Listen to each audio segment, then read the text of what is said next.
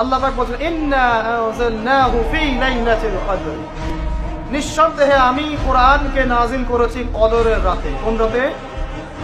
ওয়া মা আদরাকা মা লাইলাতুল কদর। হে নবী মুহাম্মদ সাল্লাল্লাহু আলাইহি ওয়াসাল্লাম, আপনি কি জানেন কদরের রাত কি? লাইলাতুল কদরি খায়রুম মিন আলফি শাহর। আল্লাহ পাক বলেন কদরের রাত হচ্ছে হাজার মাসের চাইতে উত্তম। সুবহানাল্লাহ। তানাজ্জালুল মালাইকাতু ওয়ার রূহ, এই রাতে নাজিল হয়, অবতীর্ণ হন ফেরেশতা মণ্ডলী, আসমান থেকে সমস্ত ফেরেশতারা নেমে আসে। ওয়ার রূহ, এবং জিবরাইল আলাইহিস সালাম নেমে আসে। তানাজ্জালুল মালাইকাতু ওয়ার রূহু ফিহা বিইذনি রাব্বিহিম মিন কুল্লি আমর, এই রাতে আল্লাহ পাক তাকদীরের ফয়সালা করেন প্রত্যেকটা বিষয়ে। সালামুন হিয়া হাত্তা মাতলাইল ফজর, এবং ফজর পর্যন্ত এই রাতে শান্তি বিরাজ করে। শান্তি শান্তি আর শান্তি। সুবহানাল্লাহ। এই রাতে যে ইবাদত করবে হাজার মাস ইবাদত করার নেকি পাবে। কেন এই রাতটা কেন ইম্পর্টেন্ট? একটাই কারণ, এই রাতে আল্লাহ পাক কোরআন নাযিল করেছেন। কি নাযিল করেছেন? কোরআন। এখন আসেন একটু মনোযোগ ধরে রাখেন। আল্লাহ পাক কোরআন নাযিল করেছেন লাইলাতুল কদরে।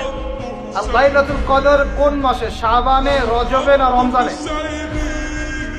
আবার বলছি, আল্লাহ বলছেন আমি কোরআন নাযিল করেছি লাইলাতুল কদরে। লাইলাতুল কদর কি শাবানে, রজবে না রমজানে? তার মানে লাইলাতুল কদর রমজানে। রমজানের কোথায়? রমজানের শেষ দশকে। রমজানের শেষ দশকে 21, 23, 25, 27, 29 এই 5টা বেজর রাতের যে কোনো একটা রাত হবে কি লাইলাতুল কদর। তার মানে আমরা বুঝতে পারলাম কোরআন নাজিল হয়েছে লাইলাতুল কদরে। লাইলাতুল কদর হচ্ছে রমজান মাসে, অর্থাৎ কোরআন নাজিল হয়েছে রমজান মাসে। ঠিক আল্লাহ পাক সূরা বাকারায় বলছেন শাহরু রমাদানাল্লাযী উনজিলা ফীহিল কুরআন। রমজান সেই মাস যেই মাসে শুধু কিবলাই পরিবর্তন হয়নি, শুধু বদরের যুদ্ধই করা হয়নি, রমজান মাসে কোরআনও নাজিল হয়েছে। আল্লাহু আকবার। এখন বুঝতে হবে, এবার এই জায়গায় আসেন, যখন কোরআন নাজিল হচ্ছে তখনকার পরিবেশটা কেমন? এই যুবক ভাইরা একটু খেয়াল করেন, আপনাদের জন্য এই লেকচারটা ইম্পর্টেন্ট। আর আগামীর কাজগুলো আপনাদেরকে করতে হবে।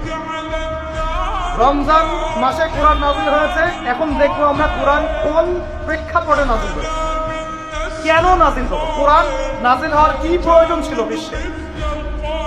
কোরআন নাজিল হয়েছে এমন একটা সমাজে, যে সমাজটা নিয়ে আমরা বলি আইয়ামে জাহিলিয়া। কি বলি ভাই? কোথায় নাজিল হয়েছে? হেরা গুহায়। তার উপর নাজিল হয়েছে মুহাম্মদ রাসূলুল্লাহ সাল্লাল্লাহু আলাইহি ওয়াসাল্লামের উপরে। কখন, কিভাবে, কোন প্রেক্ষাপটে? প্রেক্ষাপটটা এমন ছিল, ওই সমাজটা ছিল আবু